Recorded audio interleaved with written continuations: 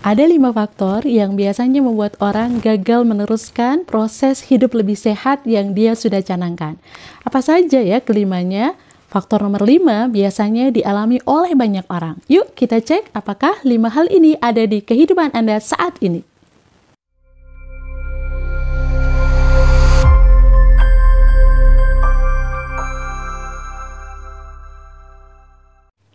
Faktor pertama yang biasanya membuat orang gagal akhirnya meneruskan program dietnya adalah kekurangtahuan informasi. Banyak di antara kita ingin hidupnya lebih sehat, ingin hidupnya lebih melangsing misalnya. Tapi karena tidak memahami secara utuh informasi-informasi yang tepat untuk memulai hidup sehat, akhirnya hidup lebih sehatnya berakhir di tengah jalan. Kenapa? Karena mungkin dia nyobain cara ini salah, nyobain cara itu mentok. Akhirnya dia berpikir, kayaknya emang aku nggak layak ya, kayaknya aku emang nggak bisa ya untuk turun berat badan, kayaknya aku emang nggak bisa ya untuk hidup lebih sehat. Akhirnya, kekurangtahuan informasi ini membuat dia akhirnya proses hidup lebih sehatnya berhenti di tengah jalan. Padahal, jangan-jangan apa yang dia pilih sebagai jalan hidup dia lebih sehat kurang cocok dengan tubuhnya.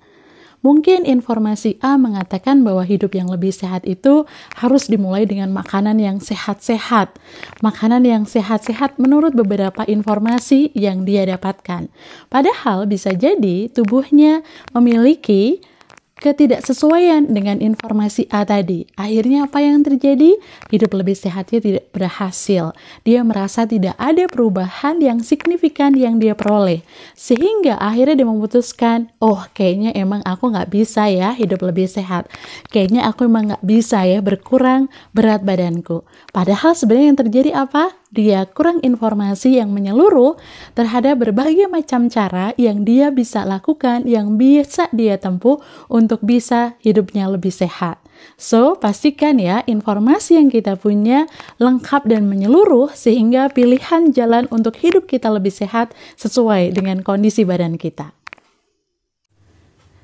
Faktor yang kedua yang menyebabkan orang biasanya gagal untuk memulai hidup lebih sehat adalah dorongan dalam diri yang lemah. Kenapa disebut lemah? Karena biasanya akan banyak sekali godaan di luar sana yang membuat kita berhenti melanjutkan program hidup lebih sehat kita.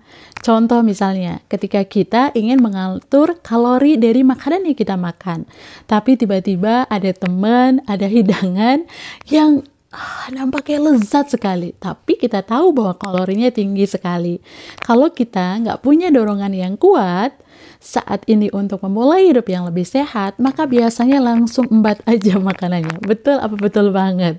Tapi kalau di dalam diri kita ada dorongan yang begitu kuat, biasanya kita akan mencari cara supaya menemukan makanan lain yang lebih sehat. Ataupun kalaupun kita makan, kita tidak jadi makan sampai kebablasan karena kita tahu bahwa makanan itu tinggi kalorinya dan untuk saat ini lebih baik kita hindari. Nah, pilihan ada di diri Anda nih. Apakah Anda termasuk orang yang saat ini memiliki motivasi yang kuat atau sebaliknya masih rendah motivasinya untuk memulai dan meneruskan program hidup lebih sehat Anda menuju ke target yang Anda impikan?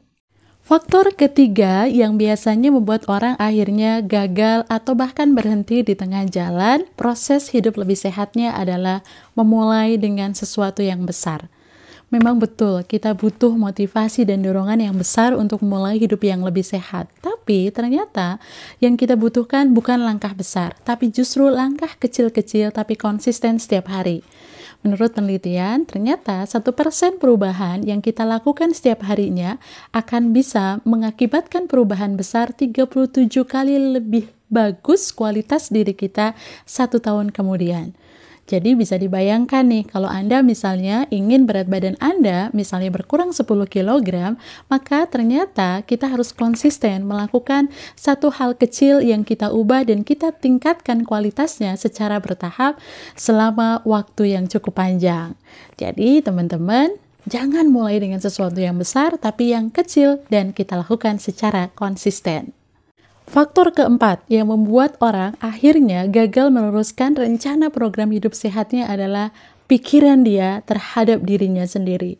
Kalau kita masih berpikir bahwa, kayaknya aku nggak mampu ya hidup lebih sehat, kayaknya aku nggak bisa ya hidupku memilih makanan, kayaknya aku nggak bisa ya bakalan turun berat badanku, atau sebaliknya, kayaknya aku nggak bisa ya naik berat badan aku.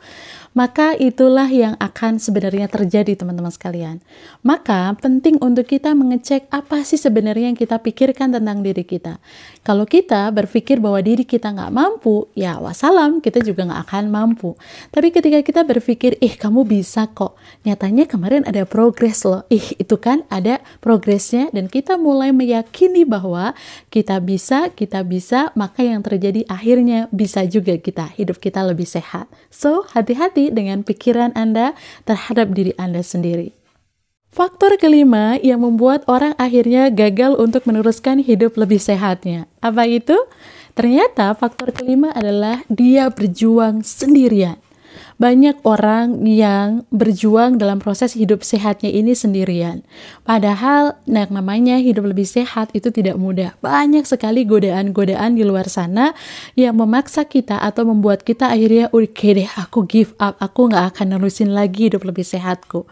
Maka yang Anda perlukan adalah Anda perlu komunitas, Anda perlu mentor, Anda perlu teman-teman yang mendukung Anda untuk hidup lebih sehat.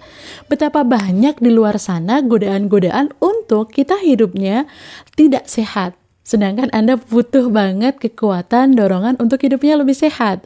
So, Anda bisa follow misalnya Instagram atau misalnya Twitter atau YouTube orang-orang yang pola hidupnya lebih sehat. Sehingga Anda punya dorongan untuk meneruskan habit hidup sehat yang sudah Anda tetapkan.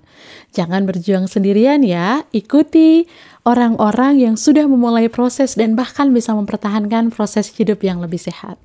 1 sampai dengan 5 sudah saya sampaikan. Mana di antara 1 sampai dengan 5 ini yang bisa jadi mengganggu proses Anda hidup lebih sehat?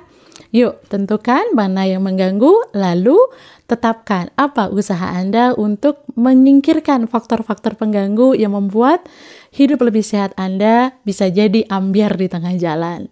Selamat hidup lebih sehat bersama saya Damayanti AHA.